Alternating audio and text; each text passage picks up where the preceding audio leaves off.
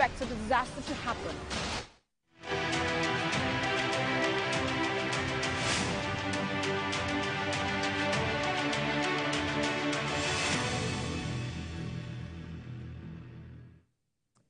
This week, we've seen an uptick in cases of kidnapping in the country. We saw the kidnapping of PPUs in Ekiti, who have now been rescued. There was also the killing of 2 monarchs in Ondo and the killing of a monarch in Kwara State. So it's been the southwest and the north central, while kidnappings and killings also continued in the north. That's for security. But for court cases, all of the gubernatorial litigations around the gubernatorial election have now been laid to rest with the judgment in favor of the Adamawa State Governor, Amadu Fintiri, in a petition that was put before the Supreme Court by the APC and its candidate, Aishatu Binani. All of that has now been laid to rest. And also this week, the by-elections are holding in across 26 states. Lagos State is one of those states where by-election is holding. And several states around the country where either the candidates were sacked by the Supreme Court or the Appeal Court, or those who were occupying that seat had other tax and role to fill in the federal government, and that's why there is by-election across the country. Those are the big stories, some of the big stories this week. Thank you so much for joining us. This is Standpoint. I am Precious Amayu. But perhaps the biggest shock for a lot of people this week was the decision by Mali, Burkina Faso, and Niger to withdraw from ECOWAS after 49 years of that bloc being in existence. Mauritania had withdrawn at some time, in the course of the history of ECOWAS, but no one saw the Mali, Niger, Burkina Faso withdrawal coming.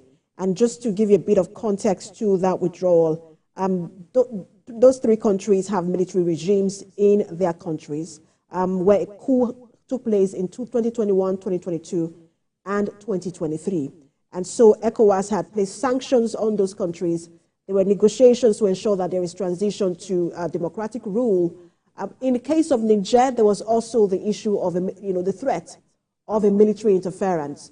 And so there was also a meeting that was aborted, negotiation meeting that was aborted in Niger, with ECOWAS delegation saying he had issued with his chartered flight, and that's why it wasn't able to make that trip. That's a conversation today. What does this mean for ECOWAS? Where is the role of Nigeria in all of this? Whose influence is biggest in Africa? Is it the Western influence that's the US and Europe, or is it Russia? There is a battle in Africa. What does it mean for the continent? That's our conversation. We'll take a break now, and when we return, we'll have our professors, 2 of them of international law and politics, have this conversation with us. Professor Badejo is standing by. Professor Falola is also standing by, and they are the ones we're having our conversations with. Stay with us.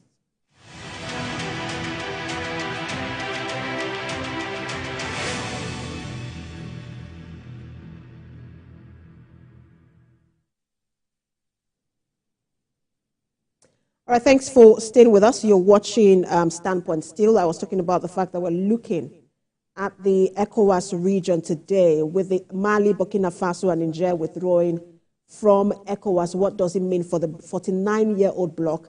ECOWAS will be 49 in May. I was speaking with Professor Badejo. He is a professor of political science and international relations. We also have, that's Babafemi Badejo. We also have Professor Falola, who is a professor of political science and African studies. Good to have you join us. Thank you very much, Precious. All right, so let me begin with you, Professor Falola. Did you see this coming? And how much of a blow is this for ECOWAS?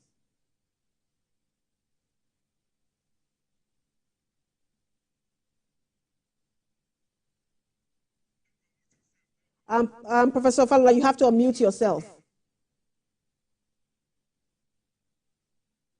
Thank you for those questions. And let me start with the contradictions involved in this crisis.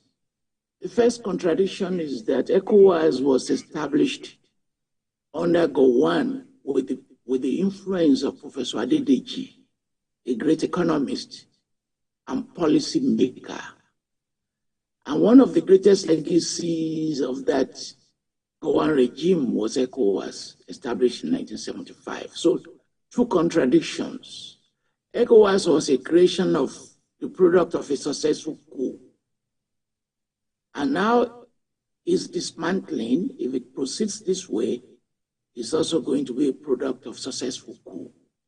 People should bear that contradiction in mind. Second contradiction, Adedeji, who was one of the writers of the policy, was Yoruba. And Tinubu, under which this crisis is unfolding, is also Yoruba.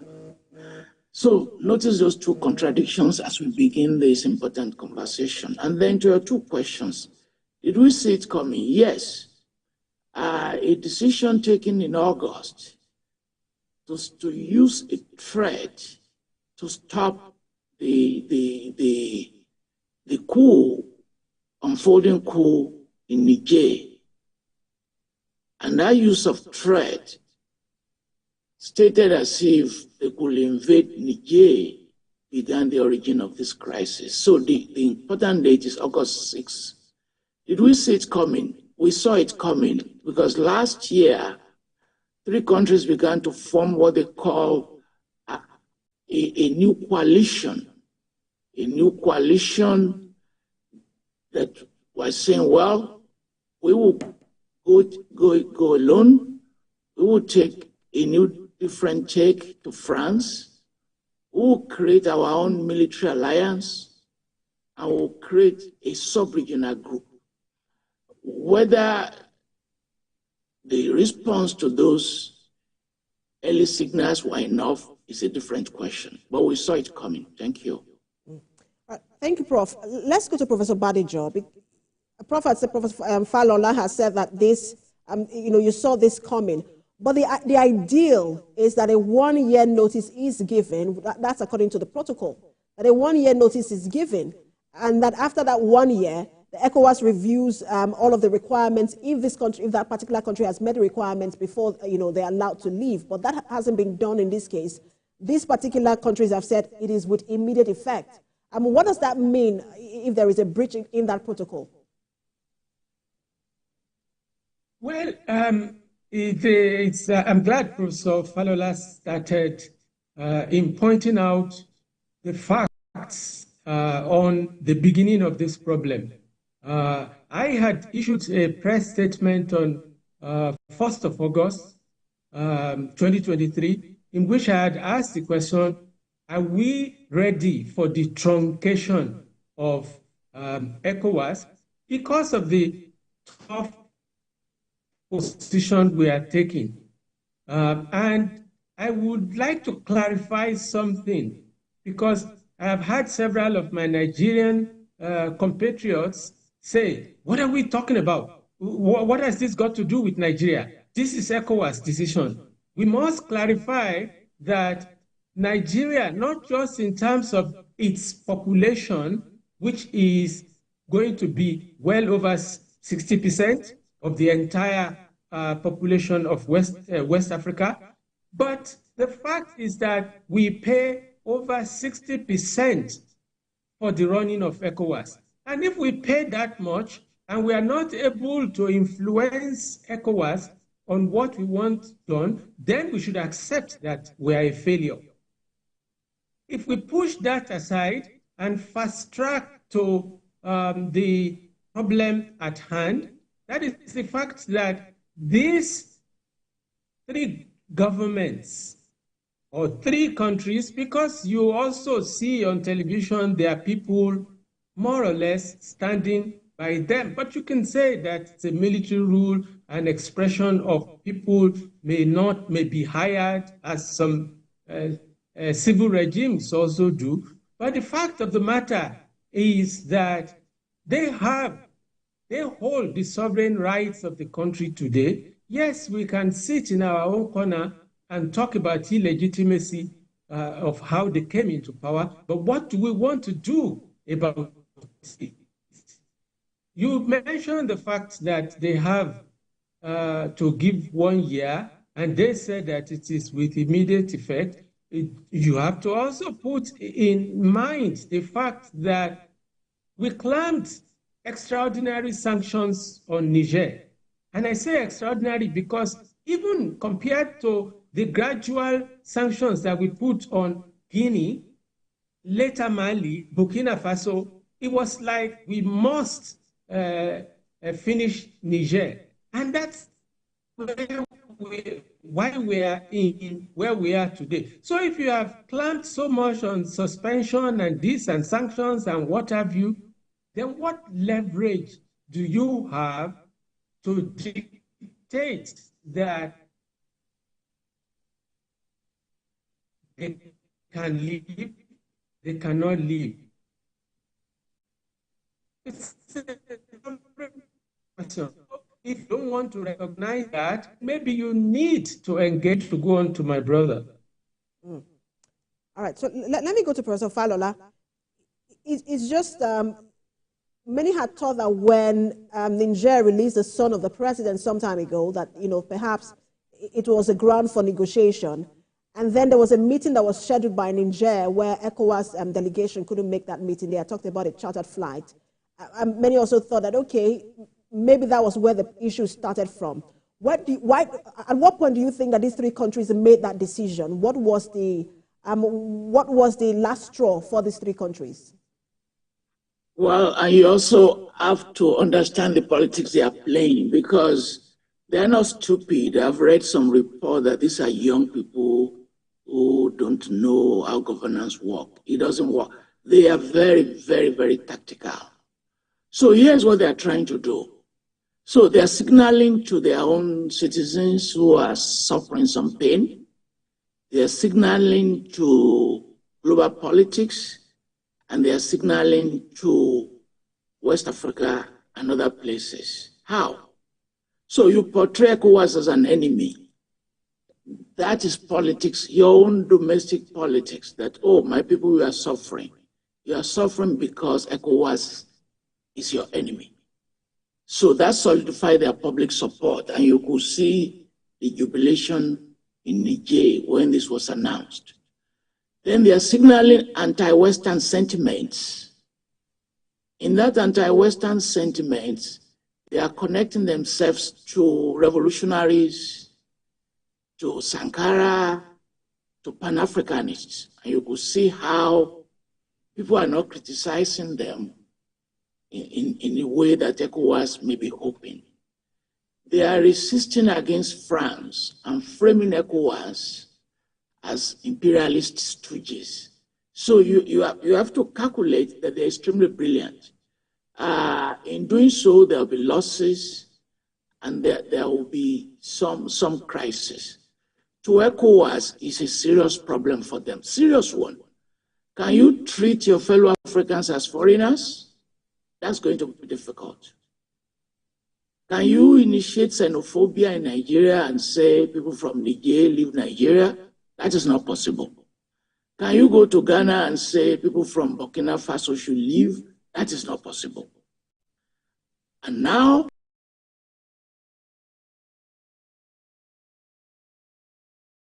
the biggest crisis to them, democracy is now going to be off the table.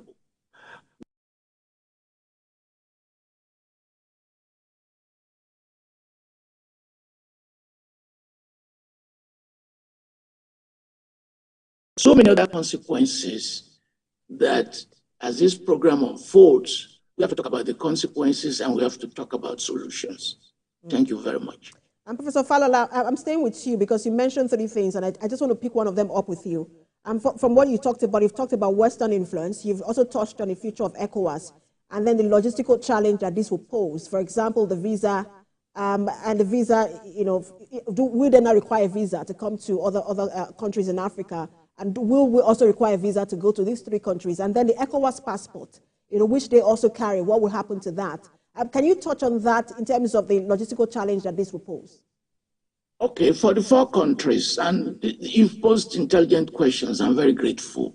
There's a passport issue to them in which they can come to other countries, and to us, we can go there. So, in other words, we are punishing one another.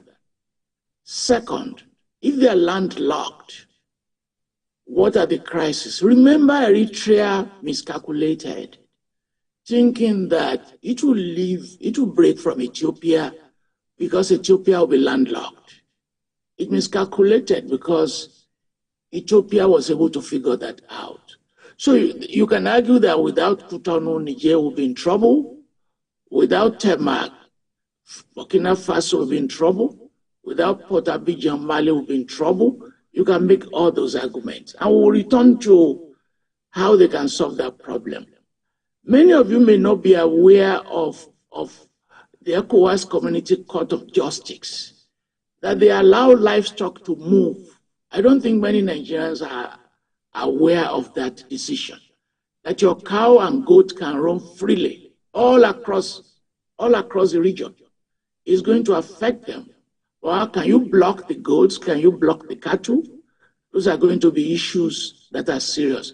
What about intermarriages? You know, we don't have sufficient data on intermarriages. For that entire region, from Gambia to Central Africa, there have been intermarriages among the Hausa, among the Fulani for centuries. What are you going to do to their children, to the wives and husbands who have intermarried? What do you do to the Yoruba in Burkina Faso? What do you do to the Yoruba in Niger? And what about issues of cultural interactions?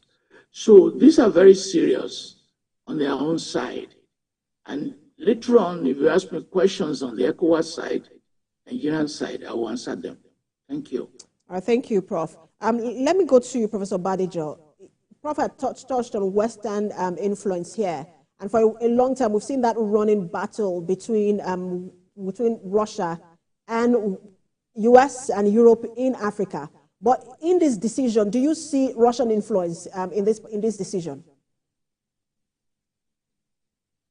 Well, I would like to, since I have the opportunity, briefly say that well, in terms of relationships, especially between Nigeria and Niger, we have some 1,600 length of border, kilometers, and people are bound to be moving across, whichever part, Sokoto and all through to our northeast, and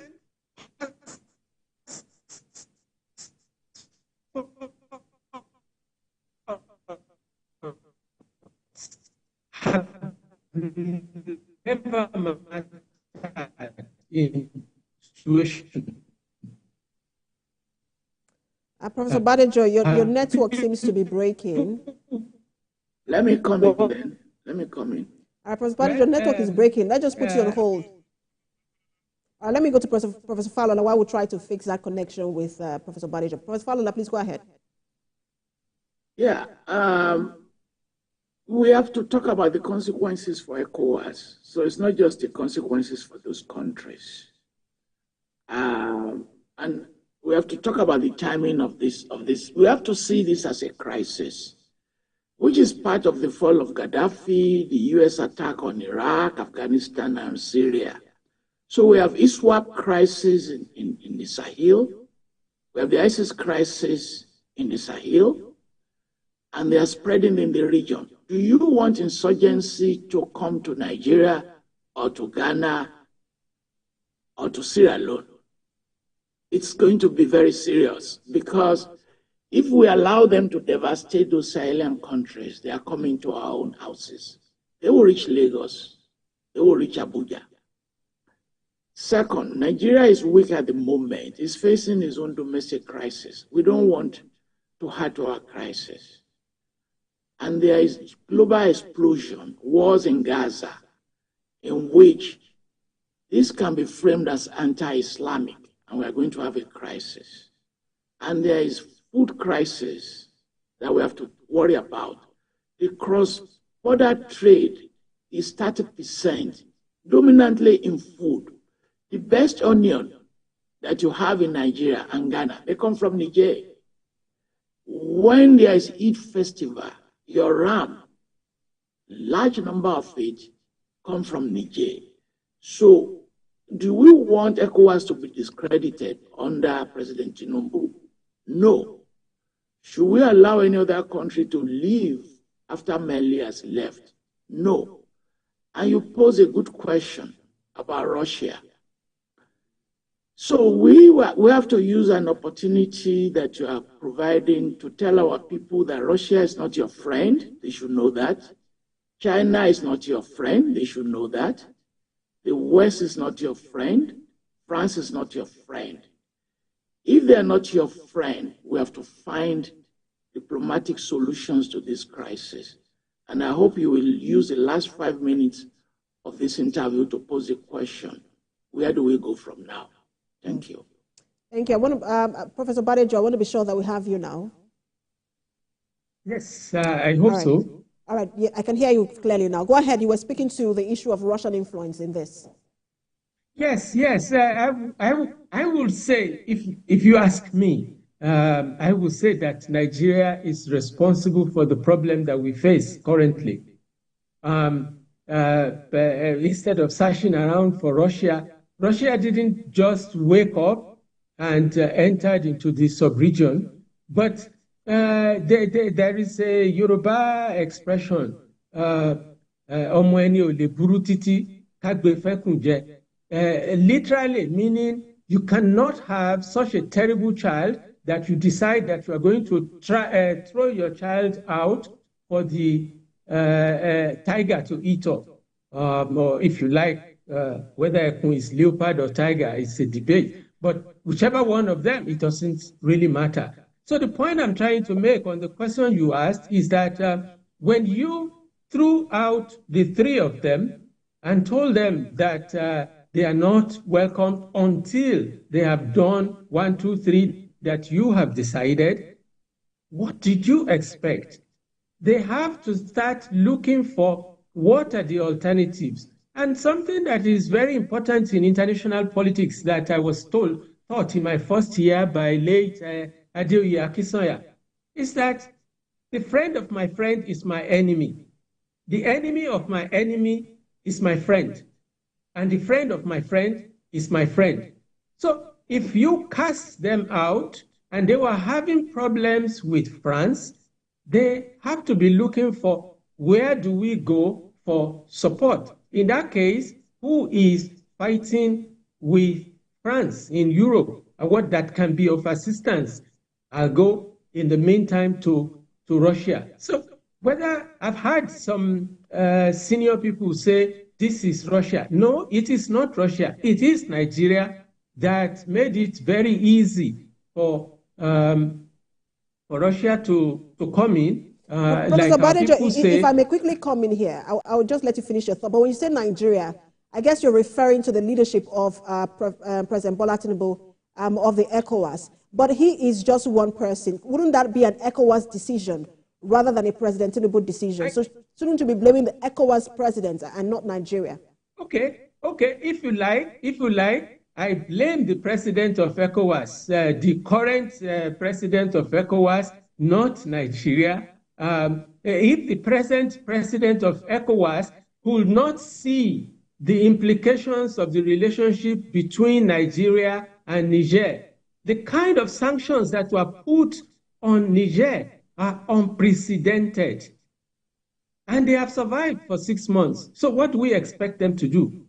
That's the point I'm trying to make. Professor Falola has raised several issues that we have talked about. I don't know how much time we have overall, but we can start talking about what can be done.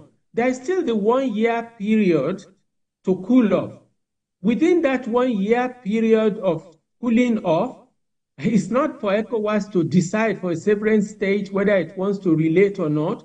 And we deceive ourselves when we tell ourselves, oh, Niger, they are very poor, the second poorest country in the world. They cannot survive without us. But the fact of the matter is, since they started getting better deal for their uranium, the World Bank IMF is suggesting that they are going to do better this year in terms of overall. Then we look at it as the losses for those countries. They cannot operate. But we saw what happened when we threatened that we're going to fight them, that Algeria immediately came in and said, hey, wait a minute. you don't fight Niger because it's next to our brother, you will cause us problems. Algeria differed with us immediately. Algeria has ports to Europe and everywhere. So it's not us alone. Morocco has been begging everybody to come and use the huge investment that they made on the ports of Tangiers. I saw it myself. I went there. It's unbelievable. And we just built a port in the seaport in Lekki that we want people to use. So these people are not using those places for free. They are paying for them. Even electricity, it wasn't for free. They were paying for it. Even the exchanges across the border. So we should stop thinking that, oh, they will come and beg us. We should be thinking about how do we engage with them with seasoned diplomats, whether in retirement or in service, to be involved on how, and we can talk about some of the practical aspects of that when you decide to look at the problem of the question of solutions, depending, if you want me to continue or Professor Falola comes in. Let me bring you Professor Falola, and we'll get to solutions in just a moment. We have a bit of time. But I want to touch on about 3 issues before we get to solutions. Professor Falola, could this become a contagion where some other member states find the exit door, of the bloc? Thank you. That is a very good question, because there are 2 things that are going on here now in terms of anticipating this scenario. Since we already know that the threat to stop the military regime is gone, do you want to push these countries to the hands of Russia, Wagner, and others? You have to pose that question. Second, do you want other countries, Sierra Leone, Liberia, Guinea-Bissau, to say, okay, if nothing is going to happen to me, let us overthrow the government? That's the second one. Third one, bear in mind that other countries are looking for friends. Turkey, Iran, Algeria, Russia, they are now befriending all the Sahelian states. In other words, as Professor Badejo said, they are not without friends. Do you want to throw West African countries into the jaws of imperialism? When you throw them into the jaws of imperialism, the entire region will become destabilized, including Nigeria. And we must pay attention to 2 commodities that may also destroy us: guns and drug. Guns and drug. These breakaway countries, they represent almost 1/3 of the entire region. If you allow this to continue, you will get into the other countries far more drugs than we are having, and you are going to get more AK-47 because you will lose the policing opportunities. Insecurity will spread. Why? Because you've lost your buffer zones. No country, you don't lose your buffer zones. You don't lose the sea, and you don't lose the buffer. Once we lose the buffer, there will be serious consequences. And if we continue to break this down, what about the River Niger politics? What about the politics you have to play on Trans-Saharan pipeline? What about the money you've spent constructing Kano-Niamey Railway? What about issues around livestock and so many? In saying all this is not to justify the decision those countries have made, but this is to put their decision in a larger context. The Russian factor that is of interest to you, Russia, in recent months, gave them free fertilizers, free grains. They have made security arrangement with Russia. Even people are not paying notice to Gambia. Gambia sent a high-powered delegation to Moscow. And these are the things that our policy analysts should be paying attention to as we speak. Today, as we're talking, they should pay attention to all those issues. Thank you. I will stay with you, Professor Falola, because you mentioned, you talked about Guinea. And Guinea has been quiet through this process and through this announcement. Do you get a sense that Guinea is distancing itself from this withdrawal, or it is watching the situation to see how it plays out? Well, Guinea has indicated its interest to be part of this alliance. It's attended the meetings, and it can also assist them in terms of overcoming some of the crises they are going to have reaching the sea. So Guinea is more vested in joining this coalition. And I remember the Sekou Nkrumah deal, which at that time, which they strongly believed that this country should form different coalitions, form different alliances, if possible, even join themselves, redrawing some of these boundaries. So we do not know how this is going to unfold. And I want to praise ECOWAS in spite of everything that I've said. And I hope Professor Badejo will agree with me. ECOWAS has been so mellow, so mild in this response. They have never offered any threat. They said they have not received any letter that these countries are withdrawing. They've not closed diplomatic option. Unlike the response last August, their response this time, I want to praise them. That they have been very, very, very cool and mature in dealing with this. And in that maturity, we may see, they may be able to persuade these countries to return to ECOWAS. So it's not I'm not contradicting myself when I'm criticizing ECOWAS, I'm praising them. We have to praise them as of this time. All right, so we'll take a break now, and then when we return, I will touch on one or two things, and then we'll move on to what next and solutions. Let's take a break. You're watching Standpoint. We'll be back in a moment.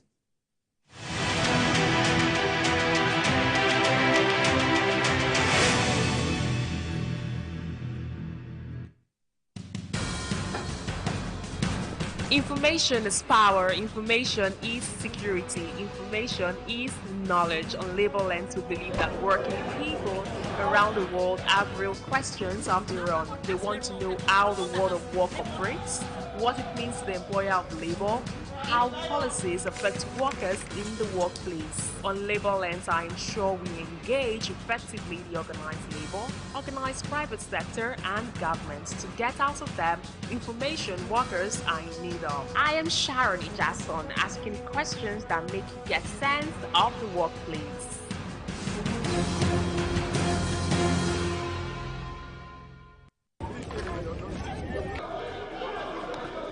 Every second, every minute, every hour, and every day, time doesn't just tick away. It's a countdown to political decisions that shape our world. This country must move. Imagine the impact these decisions have on our lives. Some are consequential, others may leave us intrigued or baffled. You will have no better friend and partner than Nigeria. Step in and feel the frenzy like never before. Join me every weekday for an hour of fact-finding interviews where questions cut to the core. What does Tinubu has that other 17 candidates do not have? I will dig in to get to the heart of issues, from local politics to global insight. Join me as I unearth the power plays, jaw-dropping revelations, and the unfiltered truth. This isn't just politics, it's unraveling the stories that matter. Brace yourself for Politics Tonight every weekday at 8 p.m., where every decision echoes along the corridors of our lives. Politics Tonight, only on TVC News.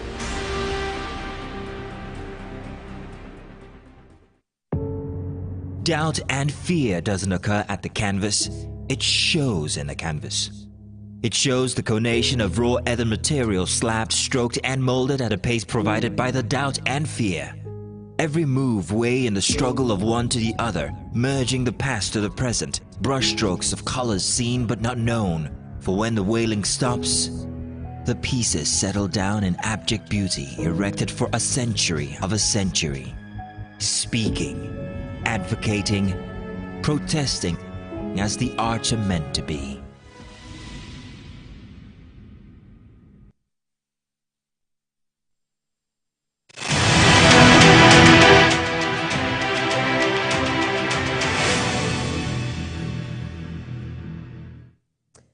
Thanks for staying with us on Standpoint. We've been speaking on the withdrawal of Mali, or the proposed withdrawal of Mali and Burkina Faso and Niger from ECOWAS, and the implication of that, for not just the region, but for the African continent as a whole. We'll be speaking with Professor Tony Falola and Professor Babafemi Badejo.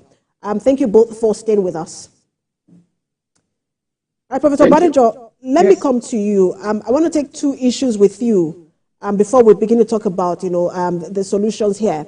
One of them is the proposed negotiation that was supposed to happen in Niger, where the ECOWAS delegation did not attend because they talked about issues with the chartered flight. But some people have said, also some, foreign policy analysts have said that was the right diplomatic reaction because Niger cannot be calling for a meeting. But one of the things that also was a source of concern for a lot of people was that I think it was the foreign minister of Togo attended that meeting. He was in Niger. Is that a sign of miscommunication within ECOWAS, or a sign that ECOWAS is in disarray? Well, I will not immediately jump to the extent of ECOWAS being in disarray.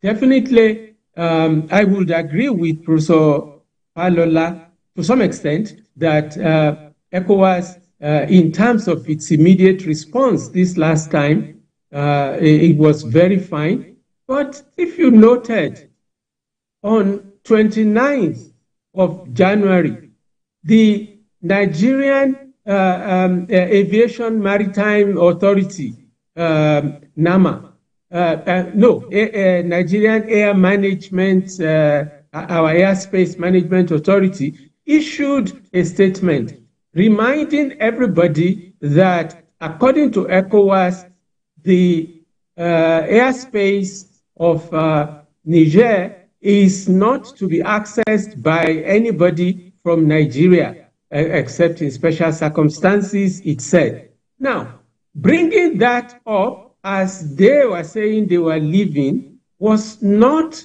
well thought through, as they needed to go into several of these dialogue with the Nigerian authorities who had called the meeting. Maybe it's time that people start to pipe down and find very subtle ways to reach each other. In diplomacy, there are different ways. Guinea, that you mentioned earlier on, could play a role of assisting the ECOWAS authority if they want to deal with Guinea, because Guinea itself is on some suspension for overthrowing Alpha Conde and keeping Alpha Conde in cooler since then. However, I think that if there was one error, then try again, because if you remember, in August last year, several of those diplomatic statements were made. We sent delegation, they were not allowed. Then they finally allowed General Salami Abubakar, but spoke to him at the airport. Then others went. So we can do all that without a problem. But there has to be the sincerity of purpose on our part as ECOWAS, as Nigeria, that we want to heal the wounds that are there in order to ensure that you don't have the kind of things you are talking about, contagion of other countries saying we can leave. And the other contagion, it's always important to look at it. people will continue to have coups in as much as you don't have governments that live up to the needs of the people. And when we are focusing on coups, we should stop focusing on military coup alone. Several unconstitutional changes of government in West Africa, father handing over to son against the constitution, was done. The people are protesting about it since then. ECOWAS is quiet. The question of changing constitutions, Alpha Conde did it. Alassane Ouattara, who was speaking so vehemently about the need to change everything in Niger and stop them and this and that, change the constitution. ECOWAS remained very quiet, said nothing about it. So if we discriminate on all these issues and expect that there will not be contagion effect in other places,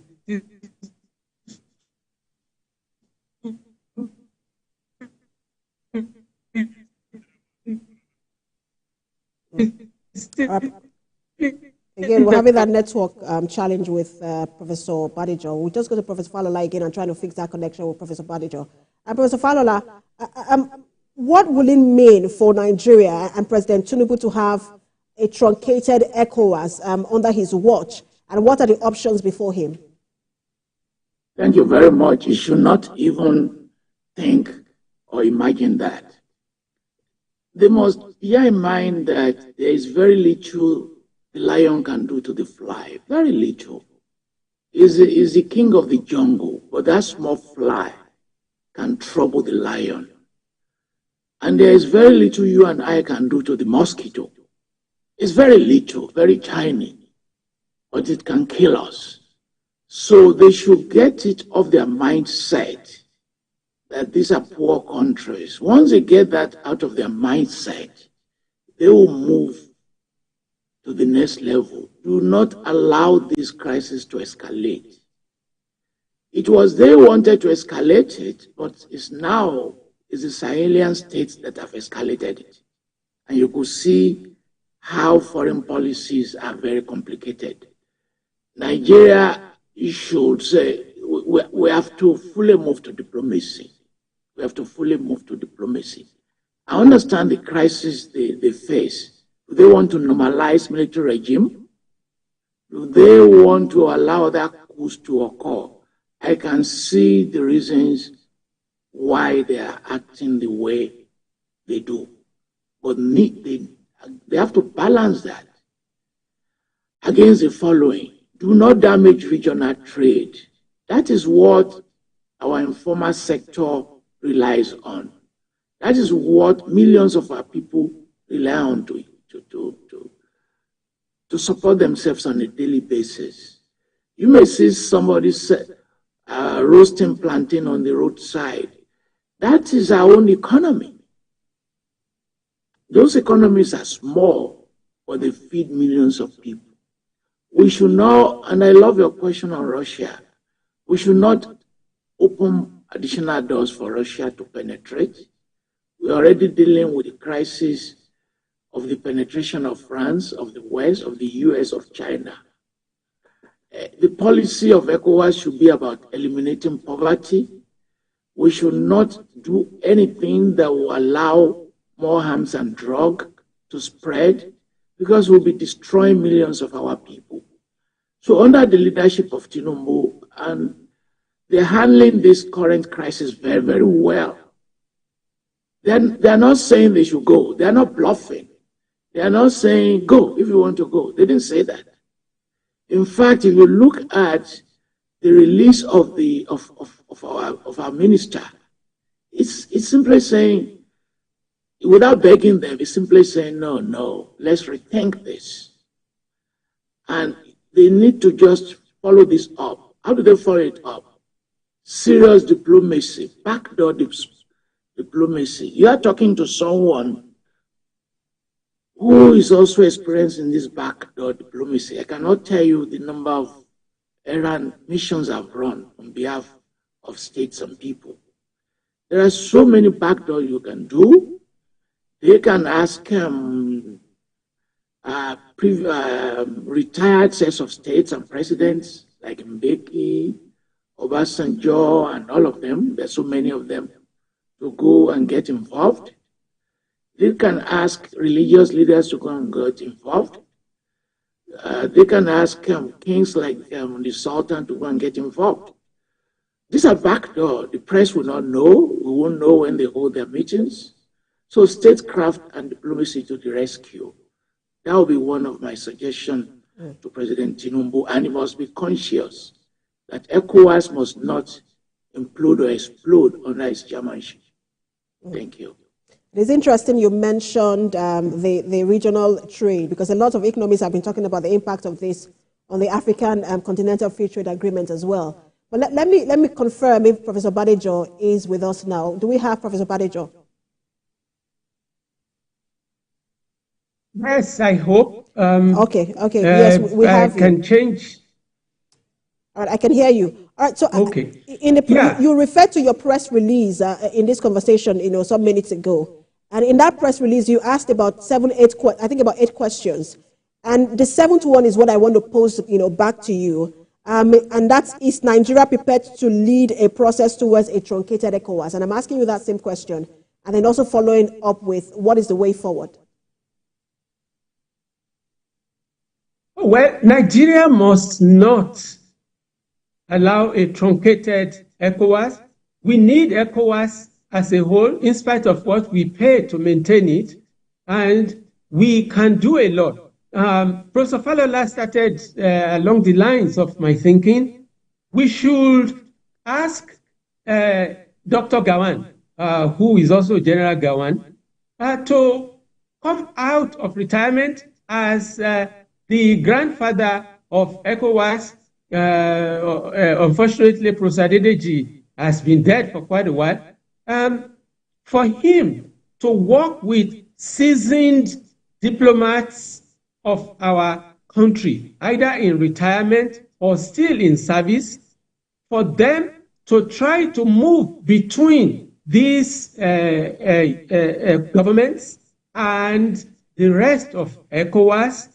But perhaps more importantly, ECOWAS itself can go some way by calling a summit, an ECOWAS summit, to look at the decision of these 3 countries to leave. And at that summit, they can look at what are the possibilities of things that are even hurting ECOWAS membership itself, that they claimed before they thought thoroughly about them with respect to sanctions, and see which signals can they give about wanting to reduce the problem of sanctions. Now, that could be some indication to the other countries. They could also be talking about the claim that ECOWAS has not been supporting them with respect to security problems. That may not be totally true because ECOWAS was right there on the spot.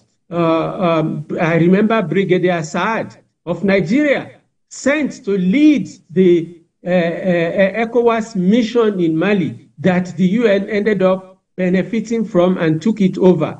And then Nigeria, Niger, and Cameroon are involved in the multinational joint task force.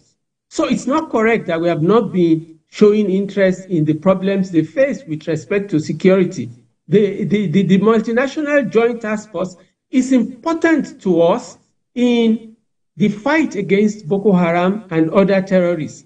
If we let Niger go, Niger doesn't have to protect our borders in terms of people moving across to us through 1,600 kilometers. So it is in our interest to do that. We should discuss all that, and thereafter we need to start softening. Why is it that the United Nations has not been waking up and saying, we have suspended this, we have thrown that out because it has a military? You know, the African way of doing things led to this holier than thou of hoopies who formed, as Prof said, who formed ECOWAS, now saying, if we ever see any coup, we suspend you, all your people and everything and all the rest of it. It's not working. And if it's not working, should we not reform ECOWAS to concentrate on its area of competency, and which is, when it was set up, economic integration of the subcontinent, and now dovetaling that into the African Continental Free Trade Area. What other areas can we look at such a mini summit that, first of all, look at how do we bring down the tension, and then a more serious summit to follow up later. And we have several ambassadors who are seasoned in relationships along these several countries. There is backdoor diplomacy that Professor Falola mentioned. You know, if we are so arrogant in our ego into thinking that, oh, why should we go and be seen by the media? But we can try backdoor diplomacy. But I don't see anything wrong in piping down, because we all are going to lose. An eye for an eye, Gandhi said, will lead to everybody being blind. Yes, Professor, if you want me to continue. I just want to quickly give like a minute to, because we're winding down the conversation now, to Professor Falola. I was speaking with an ambassador, former ambassador of Nigeria to Libya. I think he was also Consul General to Hong Kong, Mohammed Ibrahim, who was talking about how this is an opportunity for ECOWAS to reset itself. I wanted to speak to that, if you agree with him, Professor Falola. As a regional body of citizens, that is one thing we have to do, not just a parliament of politicians and heads of state. And in rounding up, I want to plead, and we've pleaded before, Nigeria should not punish Niger with electricity, food, and medicine. It is not the fault of the citizens that they are the coup. So asking them, denying them access to food and medicine, I think we are going too far. We will also be going too far in allowing these countries to fall into the hands of Russia. We are going to pay a big price for that, because we don't want imperialist rivalries in our region. So we have to plead, and we have to also plead that we should not see this in terms of the arrogance of power. We have to see this as a collective interest for our own people. If we see it as a collective interest for millions of citizens, small traders, I hope your listeners are aware that many people come from Mali to Lagos to trade on a daily basis. Those are the people we need to worry about. And let the politicians and the generals, let them play their own politics while you and I defend the poor citizens. Thank you. Thank you so much to both of you. Always a pleasure to have your analysis on these issues. But I guess the biggest question now is what happens to transition to democracy in these countries. We'll see how things play out and how ECOWAS handles this. Thank you so much, Professor Toyin Falola, Professor of Political Science and African Studies, and Professor Babafemi Badejo, Professor of Political Science and International Relations. Thanks to both of you. It's been a pleasure. Thank you very much. Thank you very much. We've been talking about ECOWAS and the impact of, or the implication of the withdrawal of Mali, Burkina Faso, and Niger from that regional bloc. But there are also by-elections going on in Nigeria across 26 states at the moment. And we just want to give you a quick update from Akwa Ibom, Enugu, and Kano. Now, the Independent National Electoral Commission has announced the suspension of the ongoing rerun elections in specific constituencies due to disruptions, irregularities, and abduction of election officials. Now, the affected areas are as follows: Ikono in the federal constituency, Akwa Ibom State. There is suspension of election in 2 polling units. That's the Village Hall, Edem Ura 003 in the local government area, and Village Hall, Umbiambong, Ikot Udo, that's 003 in Ikono local government area. where all election materials were carted away by hoodlums. Now, in Enugu South, one state constituency, Enugu State, there is suspension of elections in all 8 polling units, where the original result sheets were not available for inspection by voters before the commencement of polls. In Kunchin Sania State constituency in Kano State, there is suspension of elections in all 10 polling units in Kunchin local government due to invasion, vandalization, and disruption by thugs. The decision of the Commission aligns with the provisions of Sections 24, subsection 3 of the Electoral Act 2022. Now, further necessary measures for the affected constituencies will be announced after the Commission's meeting on Monday. INEC invites the security agencies to investigate the incidents, while the Commission commits to thoroughly interrogating any breaches involving its officials. We'll stay on this particular statement from INEC. We'll be speaking to our correspondent subsequently in our bulletins, but that's where we leave it on Standpoint. You can watch a repeat broadcast at midnight, and not midnight, at 11 p.m. tonight, and at 5 a.m. on Sunday morning. I am Precious Amayu. Thanks for watching.